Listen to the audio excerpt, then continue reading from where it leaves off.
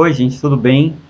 Primeiramente, eu queria agradecer à organização do evento pelo convite. Eu fiquei muito feliz de ter essa oportunidade de estar aqui falando com vocês. E hoje eu vou estar dando a palestra falando se existe cientista LGBT na ciência e algumas experiências e desafios de ser LGBT na ciência. Eu sou Daniel Carvalho, eu sou doutor na área de genética. Eu vou me apresentar um pouquinho melhor durante a apresentação. Então, só para a gente começar e ter uma noção da visão geral da minha apresentação de hoje, eu vou começar explicando quem sou eu, então vou falar um pouquinho da minha formação e tudo mais. Depois falar se a ciência reproduz a LGBTfobia, que às vezes a gente deixa passar isso em branco. Como é que é ser LGBT na ciência? Por que a gente precisa falar de diversidade na universidade? Linguagem neutra, né? O que é linguagem neutra? Para que a gente precisa usar a linguagem neutra na ciência? É outro tópico. Como que cientistas que não são LGBTs podem ajudar a gente que é cientista LGBT, que é uma coisa muito importante de saber.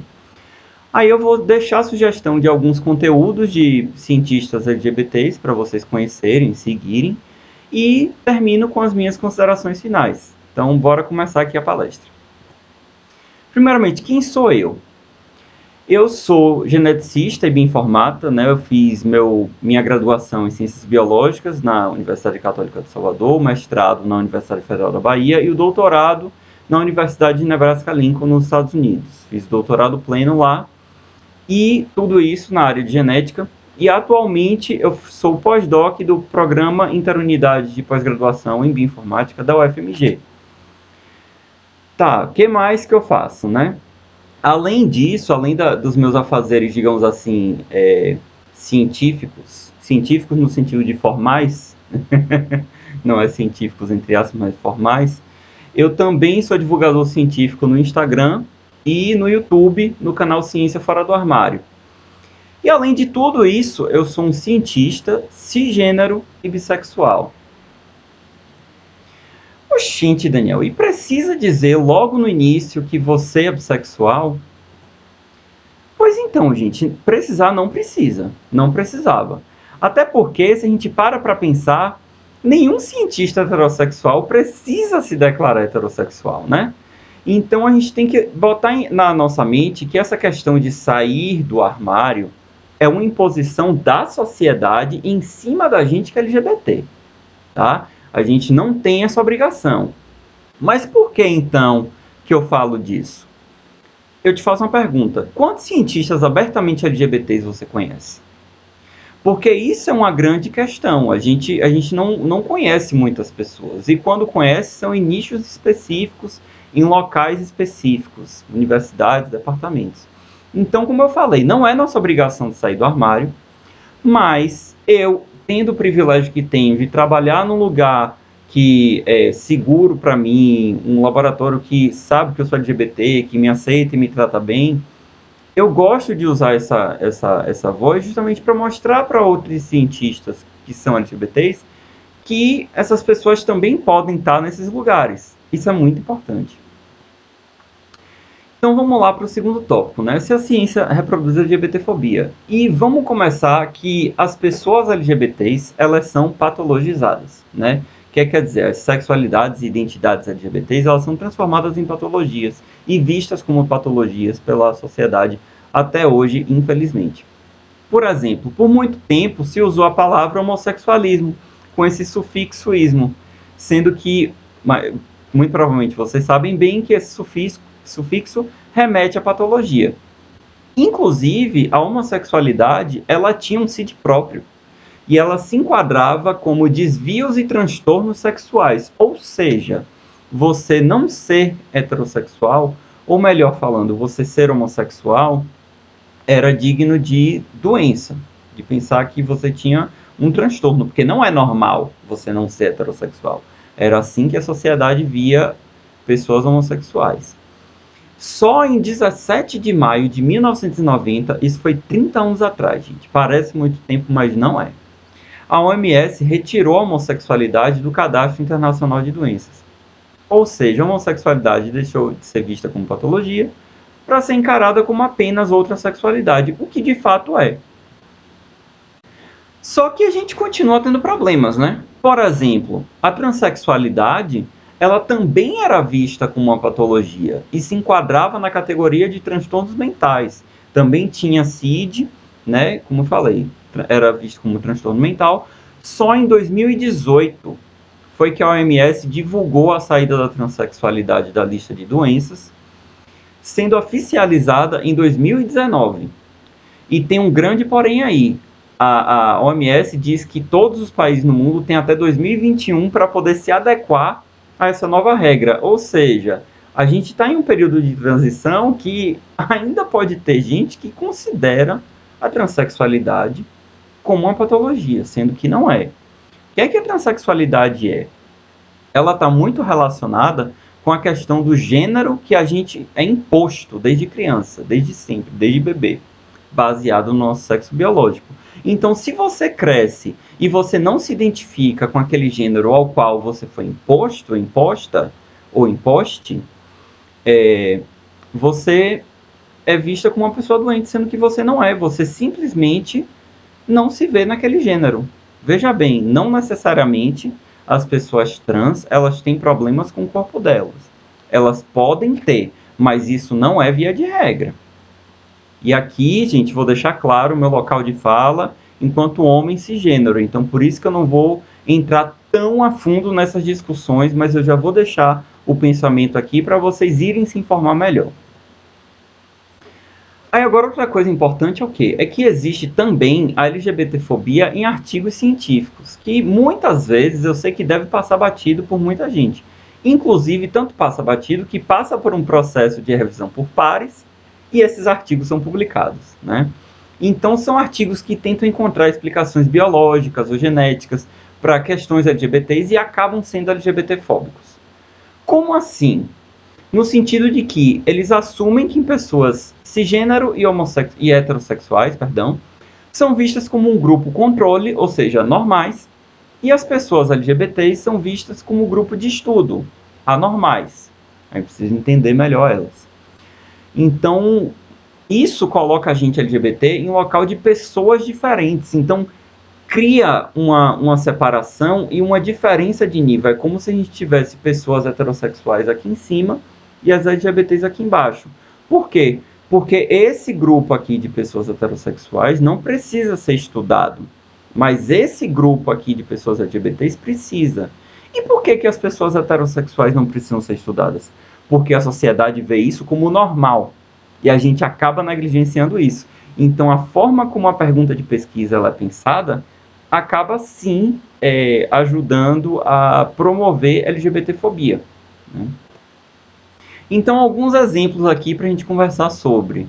Por muitos anos, tentaram, e até hoje eu acho que tentam, encontrar explicações genéticas para orientação sexual. O famoso gene gay, né? Ou seja, se você não tem uma orientação sexual heterossexual, deve ter alguma causa genética ali que te faz ser aquilo. Só que isso tem tantos problemas, tantos erros conceituais, e eu queria começar já pontuando, enquanto geneticista, o maldito determinismo genético. A ideia de que os genes são responsáveis por tudo que a gente é, sendo que não é assim. Nós, seres humanos, somos seres muito complexos. A gente tem várias questões que influenciam na nossa vida. Não só a questão genética, porque temos nosso DNA e tudo mais, mas a orientação sexual não está ligada à genética. Até porque eu te pergunto, quando foi que você escolheu, ser quem você é? Você não escolheu. Tá, aí você pode pensar, realmente deve ter uma questão genética. Mas por que a gente não consegue explicar por outra forma, quer dizer que é genética? Não, não é. Então, desde muito tempo, já tem estudos que tentam achar essas origens genéticas. Sendo que até hoje, assim, engraçado é que a gente não sabe qual é o gene hétero, né? A gente não sabe se tem bases genéticas de ser heterossexual, porque ninguém estuda isso, não é interessante. Então, por que será, né? Por que será que é só interessante estudar uma coisa e não é interessante estudar outra? E, mais uma vez, como eu falei, assume que pessoas cisgênero heterossexuais são um grupo controle, são normais, as LGBTs são anormais, e que, por fim, nós LGBTs somos vistos como pessoas diferentes, dignas de serem estudadas, compreendidas como seres estranhos, como a gente fosse ratinho de laboratório. né, de pessoa hétero. A pessoa hétero não entende a gente, né, e tem que explicar de alguma forma. Só que em nenhum momento passa pela cabeça dessas pessoas que conduzem essas pesquisas que, que insistir em uma causa genética para explicar a não heterossexualidade e a não cisgeneridade é uma coisa problemática, porque a gente coloca, mais uma vez, pessoas LGBTs num lugar diferente do resto da sociedade. E agora, aquela coisa, Daniel, então você está dizendo que a gente não tem que estudar esse tipo de coisa? Peraí, mas você não é geneticista? Calma lá, eu sou geneticista. E eu acho que é muito interessante a gente fazer estudos com relação à sexualidade humana, à genética e tal. Só que eu sou de acordo com isso a partir do momento que todo mundo é visto como igual. Da mesma forma que querem saber se tem relação genética de alguma coisa da pessoa ser LGBT, eu também quero saber da questão de não ser LGBT. E não porque está ligado à questão de sexualidade e gênero, porque isso tudo está ligado à sociedade. Não é por isso. É para a gente entender a genética da sexualidade em geral. Como a gente sabe em outras espécies, poderia saber também na espécie humana. Então a gente tem que tomar muito cuidado com isso. Uma coisa é você procurar gene que culpa a sexualidade de alguém. Outra coisa é você procurar as bases genéticas que podem estar, foquem nisso, influenciando na sexualidade dos seres humanos. E daí estudar, né, as implicações culturais, estruturais da sociedade, mas não para poder marcar a gente, falar ali, ó, a culpa daquela pessoa ser LGBT está naquele gene específico. Isso é uma coisa terrível. E aí, continuando os exemplos, né? Essa busca por esse gene da orientação sexual vem desde 1993, não é de agora. E todos os estudos que foram feitos desde então não tiveram sucesso em encontrar um gene gay, porque cada um deles tinha um resultado diferente, inclusive resultados conflitantes, e mais uma vez, não tem nada que corrobore isso, o que faz total sentido. E eu vou chegar nesse ponto. Em 2019, saiu na Science, não foi em qualquer revista, foi na Science, um artigo que estudou mais de 400 mil pessoas e concluiu que não havia uma única causa genética, uma única origem genética para explicar a orientação sexual. E nesse caso, a orientação sexual, claro, homossexual, porque ninguém está interessado em saber questões heterossexuais, né? Só quer marcar a pessoa que é LGBT. E aí, a gente tem que lembrar que sexualidade é uma característica complexa, que ela não é escolhida. A gente sofre influências do meio, da sociedade, da dieta, de tudo que a gente vive ao nosso redor o tempo inteiro.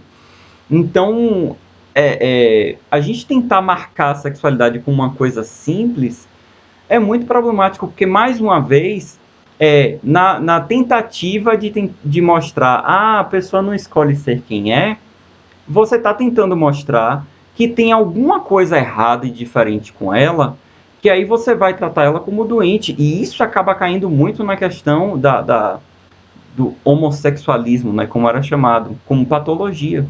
Porque somos diferentes e não somos.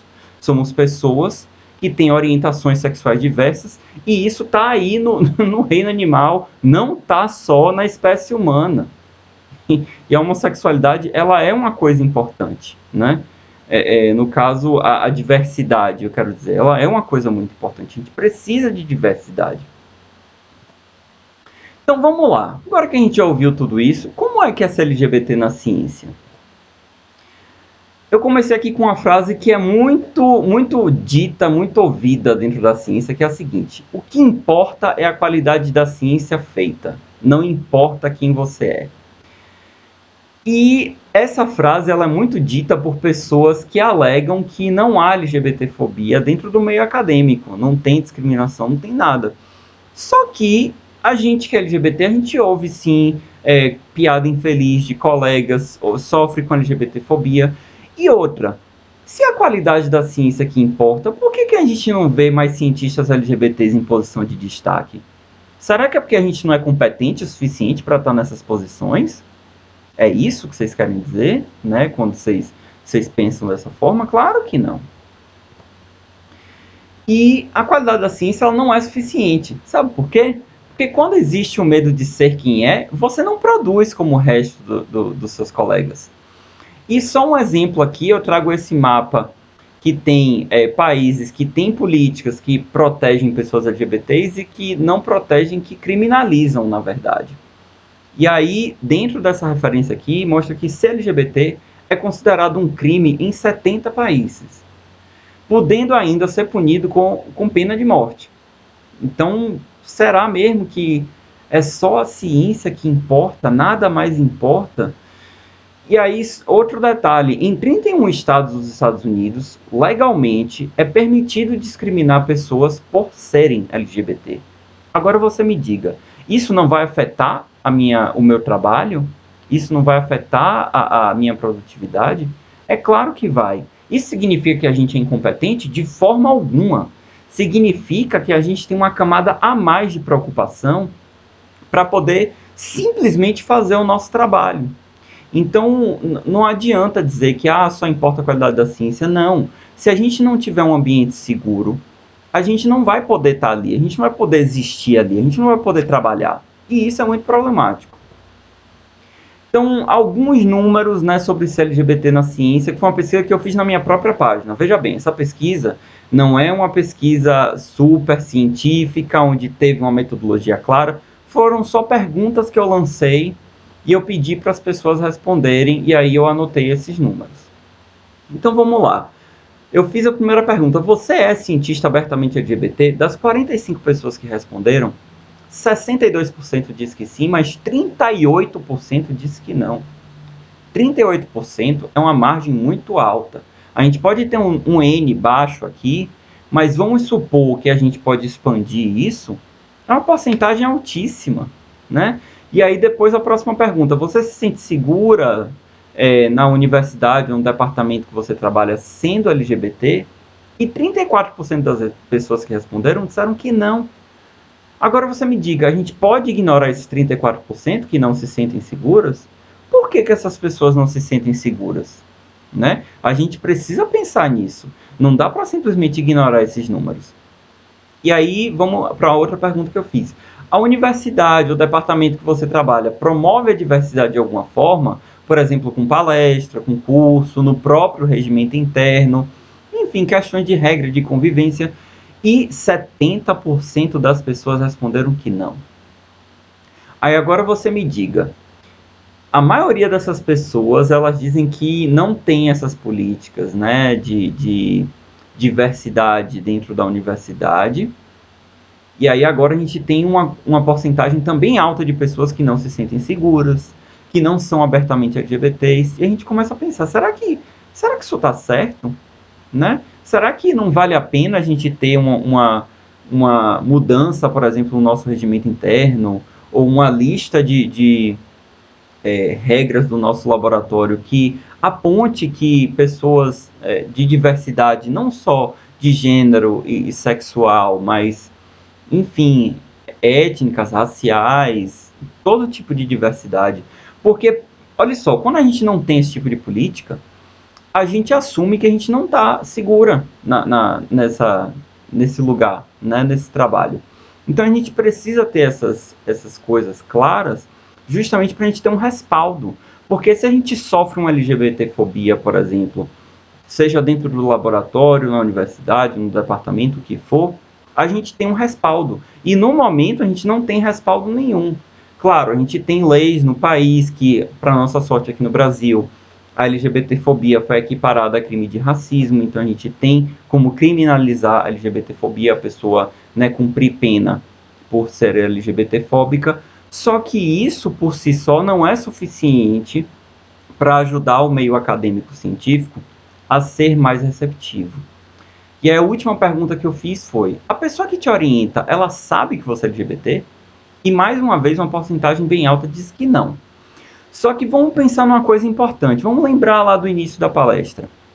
Pessoa que é cisgênero heterossexual precisa sair do armário? Precisa se assumir? Não, né? Então a gente não pode exigir que a pessoa LGBT faça a mesma coisa.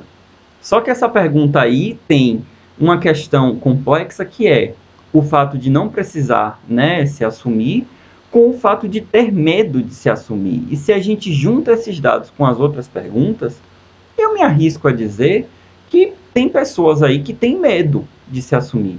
Agora veja, você ter medo de ser quem você é, para poder você manter o seu bem-estar físico e psicológico dentro do meio científico que é o seu trabalho. Então eu queria mostrar aqui alguns depoimentos que eu recebi. Claro, deixei todas as pessoas anônimas, né? Para a gente não saber, eu não vou expor essas pessoas. Mas, por exemplo, nesse primeiro depoimento aqui, tem uma pessoa que é professor de colégio, ele é LGBT, e ele não pode ser abertamente LGBT. Mesmo ele vendo alunos que parecem ser LGBT ou que são LGBT, ele não pode dar muito suporte, porque ele tem que ter cuidado para manter o emprego dele, né? Essa segunda pessoa aqui, por exemplo, não é abertamente LGBT no laboratório porque tem medo. Tem medo que perca oportunidades, tem medo de como as pessoas que trabalham com essa pessoa vão vê-la, né? E a última aqui, a terceira, mais uma vez, uma pessoa que trabalha numa universidade que é extremamente homofóbica, e essa pessoa tem receio de ser abertamente LGBT e de fazer um trabalho de divulgação científica, por exemplo, sendo abertamente LGBT. Aí agora, como é que não existe essa desigualdade? Como é que não existe essa dificuldade em ser LGBT na ciência? Como é que só importa a ciência que a gente faz quando a gente tem colegas ao nosso redor que estão ali apontando o dedo e julgando a gente, simplesmente por sermos quem somos? E um último aqui, que é maior, que essa pessoa, ela fala da questão de representatividade, de como essa pessoa ficou feliz de me ver, uma pessoa que é um cientista, que é doutor, falando sobre questão LGBT abertamente, que essa pessoa trabalha num meio que é extremamente LGBT-fóbico, que tem medo de ser quem é, que é receoso, né? E que isso traz uma solidão muito grande. Parece que a gente está sozinho dentro da ciência. Parece que não tem ninguém que parece com a gente lá. E essa sensação acaba causando um problema, que é, se não tem ninguém lá, será que eu deveria estar lá? Será que eu deveria estar aqui onde eu estou hoje em dia? Porque não tem pessoas LGBT aqui. Então eu acho que eu não deveria estar aqui, né? Por que a gente precisa falar de diversidade na universidade? Porque assumir que a gente sabe de tudo é um erro. A gente não sabe de tudo. E falar sobre respeito parece que é um tema para criança, né? Eu acho que muita gente pensa, não precisa falar de respeito dentro da universidade porque eu já aprendi a respeitar quando era criança. Quando o professor chega lá para você e fala, olha, bater no coleguinha é feio, não pode, tem que respeitar. Isso é respeito? Sim, mas não é tudo. Porque se você não ensina desde cedo que você deve respeitar a diversidade, então a gente cresce sem saber. Então a gente vai reproduzir essa ignorância quando a gente estiver na nossa vida adulta também, porque em momento nenhum a gente aprendeu. Então, cientistas que falam que não há necessidade de falar sobre respeito e diversidade, só porque a gente já sabe, né, assumindo que todos nós já sabemos que não devemos respeitar uns aos outros, tá errado, não tá certo. A gente precisa sim falar sobre diversidade. Até porque, se a gente soubesse de tudo, não haveria LGBTfobia ou qualquer tipo de discriminação dentro do meio acadêmico. Vamos pensar nisso, isso não faz sentido para você? Porque para mim faz muito. Se a gente não precisa aprender respeito e diversidade, então a gente já sabe de tudo, então tá tudo ótimo. A gente já sabe de tudo, vamos deixar para lá. Só que tem outra questão também. Por que a gente precisa falar de diversidade? Porque LGBTfobia não é só falar que você odeia LGBT. Falar que você não tem preconceito contra quem é LGBT não é garantia que você não vai ser LGBTfóbico, né? E aí, isso aí está muito ligada com aquela frase famosa das pessoas que falam: eu não tenho nada contra a pessoa LGBT, eu tenho até amigos que são. E daí que você tem amigos que são, mas você tem atitudes que são LGBTfóbicas. Por quê? Porque a sociedade é LGBTfóbica. A gente aprende a ser assim desde pequeno. Se fosse dessa maneira, pessoas LGBTs, elas não reproduziriam LGBTfobia, né? Vamos pensar nisso aí. Então, por exemplo, dar risada de alguém só por ser quem é, né? LGBTfobia. Fazer piada com a sexualidade de alguém é LGBTfobia. Dizer que não é LGBTfóbico só porque tem amigos que são, né? Como eu falei, também não é garantia de que você não vai ser LGBTfóbico.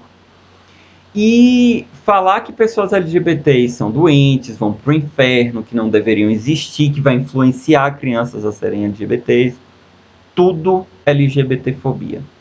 Tudo isso aí que eu falei. Ah, Daniel, mas agora tudo LGBTfobia? Então, não é que é tudo, mas é porque agora a gente tem consciência, a gente tem voz. E a gente está falando, olha, isso aqui está errado, isso aqui está certo, isso aqui pode, isso aqui não pode. Justamente porque a sociedade ela é pautada na questão do homem, né, hétero, cisgênero, branco. É assim que a sociedade ela é construída. Então a gente precisa desconstruir isso. Significa que a gente quer ser superior? Não. A gente não está buscando privilégios, a gente está buscando igualdades. Porque no momento a pessoa que é cisgênero heterossexual, ela está aqui, e a gente que é LGBT, a gente está aqui embaixo. A gente quer, ó, isso aqui. A gente quer ficar no nível de igualdade. E ensinar sobre diversidade não é desnecessário. Como eu falei, fazer curso, assistir palestra, fazer treinamento é importante. Porque a gente precisa saber como conversar e como lidar com a diversidade. Como eu falei, a gente não aprende desde sempre, né? Como que a gente conversa com as pessoas sem ser LGBTfóbico, sem ser racista, né? Sem ser machista. Tudo isso aí são valores que a gente precisa desconstruir constantemente. E é por isso que a gente tem tanta gente falando sobre essas questões. E aí, só para dar um exemplo, por exemplo, eu fiz um curso de licenciatura. Eu sou professor de biologia de formação. E eu não tive nenhuma disciplina sobre diversidade no meu curso de licenciatura. Nenhuma. Ou seja, eu saí da faculdade sem saber o que fazer quando acontece determinada coisa, como conversar com as pessoas, o que falar, como falar, o que é visto de boa forma, o que não é, o que é LGBTfobia, o que não é. Eu não fui ensinado isso, nem mesmo na faculdade. E aí, como que você vai saber, né, lidar com essa questão se você nunca aprendeu sobre? Desconstrução, gente, é um processo diário, né? Essa ideia que a gente tem já na cabeça do que a gente foi ensinado desde criança, né? A ser de uma determinada forma, a assumir que a heterossexualidade é o certo, é o melhor, e a gente precisa desconstruir essa ideia. Então, uma parte importante é reconhecer que a gente não sabe de tudo. A gente não sabe de tudo e a gente precisa aprender. Faz parte. A gente, quanto cientista, a gente bem sabe que não sabemos de tudo, né? Se você faz parte de uma minoria, não fale no lugar daquela minoria. O que é que eu quero dizer com isso? Se você está num lugar que tem uma pessoa LGBT, você vê uma situação LGBTfóbica acontecendo até com aquela pessoa, claro, você pode dar um apoio, mas não fale por ela. Por que eu digo isso? Porque isso é uma maneira também de invisibilizar a gente. Então, aquela coisa, lugar de fala, todo mundo tem. Eu tenho lugar de fala, o lugar de fala é você reconhecer de onde aquela fala vem. Então, o meu lugar de fala é de um homem branco, cisgênero, bissexual.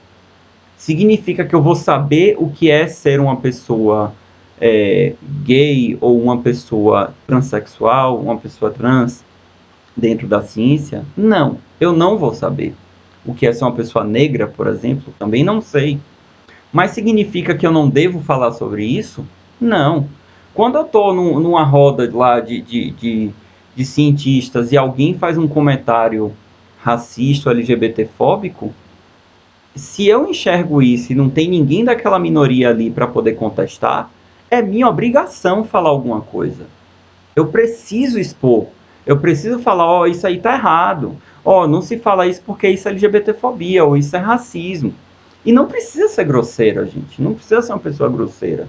É falar, é educar. Porque eu quero muito partir do princípio que muitas das pessoas que falam é de um lugar de ignorância e não de um lugar de perversidade. E todo mundo precisa aprender claro, mas também tem que estar disposto a aprender. Senão não adianta nada. E aí, falando um pouquinho agora da linguagem neutra, saindo um pouquinho dessa questão de diversidade, entrando na linguagem neutra, que se relaciona com o que eu falei anteriormente. O que é isso?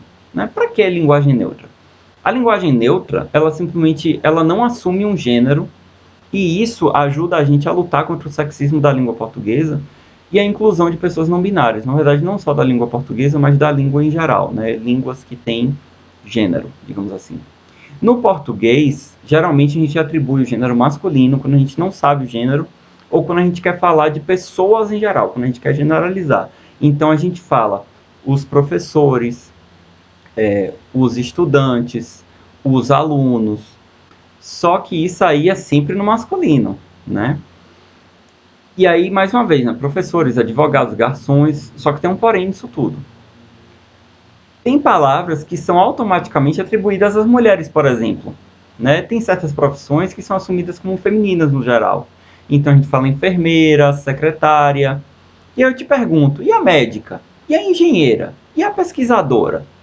Né? Então a gente usar a linguagem neutra ajuda a lutar contra esse sexismo, ajuda a lutar contra esse machismo, né, da língua, de assumir que se não sabemos o gênero de uma pessoa, a gente quer generalizar, vamos sempre usar o masculino. Tá, mas como é que a gente usa essa linguagem? Geralmente, a gente substitui a vogal que marca o gênero, no caso o ou a, por e. Então, parceire, sobrinho, engenheiro, professore. Só que, infelizmente, no momento, fazer essa troca do o, do a por e ainda é visto como uma linguagem informal. Significa, então, que a gente não deve usar? Não. Não estou dizendo isso, até porque a língua está em constante mudança. Se fosse assim, a gente falava hoje em dia como a gente falava lá atrás, em 1500, do português da época colonial. A gente sabe que ninguém fala voz-me ser, fala você. Né? Então a língua está mudando. Só que também existem pronomes neutros para incluir pessoas que são não binárias, ou seja, pessoas que não se enxergam nem com o gênero masculino nem com o gênero feminino. E está em algum gênero ali no meio do caminho, ou gênero nenhum, isso também, né, pode ser uma pessoa chamada de agênero. Mas só que mesmo com isso tudo, o português ele permite que a gente fale e escreva de forma neutra. Então, alguns exemplos que eu trouxe aqui, ao invés de falar os professores, falar docentes ou corpo docente, corpo discente, estudante, sem usar a vogal que marca gênero antes. Então, falar estudantes da disciplina tal devem fazer tal coisa, não é os estudantes. Entendeu? E não precisa trocar o artigo de todas as palavras. É só repensar como escrever e falar, procurando palavras que não assumam o gênero das pessoas. E vejam bem, eu estou falando de pessoas, não estou falando de objetos, porque atualmente existe um meme que as pessoas trocam, né, as vogais de O e A de qualquer palavra para poder deixar o gênero neutro. Gente que fala, cadeire, mese e tal. Só que isso é um meme, gente. Isso não é verdade. Isso é só uma maneira de ridicularizar a linguagem neutra, que é uma coisa tão importante para promover inclusão e diversidade. E aí, vamos lá. O que é que isso tem a ver com ciência? Tem a ver que, infelizmente, quando os cientistas eles são retratados, eles são homens, cisgênero, heterossexuais e brancos em sua maioria. E aí eu te pergunto, quem são os cientistas com maior visibilidade na atualidade? E aí eu botei alguns nomes aqui, como Átila, como Pirula, como Bill Nye, como Neil deGrasse Tyson. E desses nomes todos que eu falei aqui, somente um deles é negro, que é Neil deGrasse Tyson. O resto é branco. E claro, cisgênero e heterossexual. Então, não usar a linguagem neutra na ciência, ela só corrobora esse domínio masculino na ciência. Então, por que a gente deve tentar, por que a gente deve incluir a linguagem neutra no nosso dia a dia e na ciência? Porque promove igualdade de gênero na ciência, porque ajuda a promover a inclusão de pessoas não binárias, e a língua está em constante mudança. É importante que a gente pense nisso e que a gente pode e deve sim tornar nossa linguagem mais inclusiva, ainda mais dentro da ciência. E como é que cientista que não é LGBT pode ajudar a gente? Então a primeira coisa é, Se você apoia a causa, mostre. Se você tem um objeto, seja uma bandeira LGBT, um adesivo, alguma coisa que mostre que você apoia a causa, deixe a mostra na sua mesa, na sua mochila, enfim, em algum lugar, né? Não precisa ser obrigatoriamente dessa forma, mas é uma das formas que ajuda, porque se chega uma pessoa LGBT nova no laboratório e ela vê, por exemplo, colado na sua agenda que você tem uma bandeira LGBT, ela já pode pensar, olha, tá ok você ser abertamente LGBT aqui nesse laboratório, porque olha essa pessoa aqui, né? Já dá um indício, claro que isso não é necessariamente verdade, mas já dá um indício, já ajuda, né? Adicionar os seus pronomes na assinatura de e-mail, também é uma coisa muito boa. Então, por exemplo, na minha assinatura de e-mail tem lá Daniel Carvalho, doutor pela Universidade de Nebraska, pós-doc na UFMG, e no final tem lá pronomes ele e dele, que no caso são os pronomes que eu uso, ele e dele, porque eu sou um homem. Mas pode ser ela dela, pode ser ele dele, isso aí já ajuda também. E por que é importante? Porque mostra que você tem uma preocupação com questões de gênero e com questões LGBTs dentro da ciência. Isso já ajuda bastante. Outra coisa interessante é corrigir colegas quando tiverem falas, né, e comportamentos LGBTfóbicos. Isso aí é fundamental, porque se você é uma pessoa que não é LGBT, você está no meio de colegas, amigos, amigas que não são LGBTs e essas pessoas estão sendo LGBTfóbicas, se você não fala nada, você não está do nosso lado, você está do lado da LGBTfobia. Então é importante você chamar a atenção dessas pessoas e falar, oh, isso é LGBTfobia, isso não pode. E isso vai incomodar? Vai. Mas é necessário que se faça, porque se você fica calado, né, numa situação dessa, bem, aí você está sendo LGBTfóbico ou LGBTfóbica também. Então, o último tópico aqui desse slide, né? Dizer que não é seu lugar de fala também não é desculpa. Porque você pode não ter o protagonismo, você pode não ter aquela vivência por você não ser LGBT. Mas você pode e deve falar alguma coisa frente a essas situações.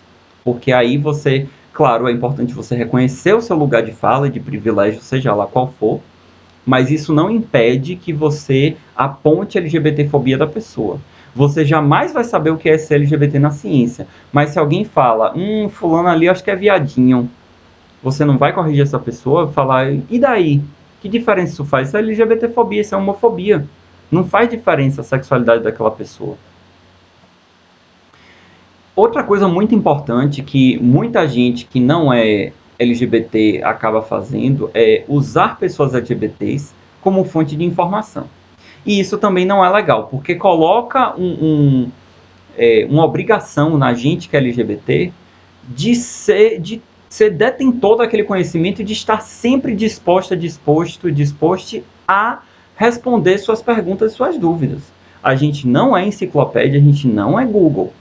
Então, busque informação por conta própria, né? Quando você vira alguma informação nova que você não souber direito, se dê o trabalho de dar um Google. É tão fácil hoje em dia, você pegou o celular ali, procurou e você já tem um monte de gente falando sobre essas questões, né? E aí, é claro, se você tiver abertura com uma pessoa LGBT, né, ser amigo próximo, e tiver lido sobre alguma coisa e ainda ficou alguma dúvida, e talvez possa ser um tópico de conversa, mas veja bem, não é nossa obrigação. Por favor, entendam isso, porque isso tira muito peso da gente e é nada mais justo a gente poder viver nossa vida sem precisar ser professor, professora de pessoa cis hétero o tempo inteiro. E outra coisa muito importante é consumir conteúdos de pessoas LGBTs. Quantas pessoas LGBTs você conhece, você segue, você acompanha, você consome? E quando eu falo acompanhar, não é só, eu estou seguindo essa pessoa, eu estou inscrito no canal dessa pessoa. Não. É você, de fato, parar para ouvir o que essa pessoa tem a dizer, o que essa pessoa tem para te ensinar, aprender com aquela pessoa. Isso sim é consumir o conteúdo dela. E aí agora, já caminhando um pouco para o final, vou deixar a sugestão de alguns conteúdos, né, para vocês seguirem. Vou dar essa colher de chá aqui. Então, o primeiro nome que eu vou falar é de Luiz Lima, que é também conhecida como Friday Manson. Ele é um professor que ele é drag queen, Ele é mestre em ensino de química e ele aborda questões de gênero e questões de sexualidade LGBT na escola. No Instagram ele está como @FridayManson e no YouTube tá no canal Delta Drag. E é um canal assim excelente. Se você quer aprender sobre questões LGBTs na escola, conheça esse canal. É maravilhoso. Outra pessoa é a doutora Lucy Souza, que ela é doutora em zoologia, ela é paleontóloga e ela fala de paleontologia e transfeminismo na ciência. No Instagram ela está como Gripo Souza e no YouTube ela está como canal Make Science BR. Então ela fala de questões de maquiagem junto com ciência. É um canal muito interessante também, convido aqui a conhecer. Sandy Nascimento, que é uma doutoranda em física, ela desmistifica tópicos da física. Ela fala de questões da física, ela fala questões também raciais, questões de maternidade na ciência. E ela está no Instagram como Sandy.science. A professora Catimari Rosa, que ela é professora da UFBA, da Universidade Federal da Bahia, e ela fala de questão de ensino de física e de questões raciais, e está no Instagram como professora Catimari. E por fim, eu queria convidar, né, quem está vendo isso aqui, a me conhecer um pouco mais. Eu sou doutor em genética, eu falo de questões LGBT na ciência, genética, bioinformática, evolução, e eu estou no Instagram como @Ciência Fora do Armário, e no YouTube eu estou como canal Ciência Fora do Armário. Por fim, as considerações finais. Então, as coisas elas estão melhorando, só que a luta ela está longe de acabar, né? Então, vamos pensar no seguinte: se seu departamento, laboratório, universidade tem muita diversidade, isso é ótimo, é maravilhoso. Só que isso não significa que não há necessidade de promover diversidade. Porque se não tivesse, significa que LGBTfobia, racismo, machismo acabou, e não acabou, está longe de acabar, né? Como eu falei antes, você não fazer nada é você se posicionar do lado do opressor e não do oprimido. Você tem uma voz, então use-a, né? Aquela coisa de achar que, eu vou ficar aqui neutro na minha porque eu não quero procurar confusão. Essa falsa neutralidade, ela não existe, né? Porque quando a gente fica quieto, a gente está do lado da pessoa que está dominando. Quem é que está dominando? A LGBTfobia. Então você está sendo conivente com isso. E implemente essas dicas dessa palestra no seu dia a dia, né? Porém, eu espero que essa palestra aqui tenha te trazido uma curiosidade para buscar conhecimento em outras fontes, né? Não ficar só com essa palestra aqui, mas você ter a curiosidade de aprender mais, porque isso aqui é só um resumão, né? Tem muita coisa. Então, e é importante que vocês saibam que nenhuma pessoa LGBT é detentora do conhecimento sobre questões LGBTs. Não existe isso. E é por isso que é importante a gente consumir esses outros conteúdos. Eu que sou LGBT, eu consumo muito conteúdo de outras pessoas LGBTs, principalmente com pessoas que têm vivências diferentes da minha, que é para eu poder entender um pouco mais e ter um pouco mais de empatia. E é isso, gente. Essa foi a palestra. Aqui eu deixo a lista de referências que eu usei para poder construir essa palestra. Mais uma vez, eu agradeço pelo espaço. Se vocês tiverem perguntas, eu estou aberto a responder. Por favor, sem LGBTfobia, sem ataque, né? Vamos manter o respeito aqui. E é isso. Vocês já sabem onde me encontrar. Eu sou Daniel Carvalho. E até quando eu puder, né?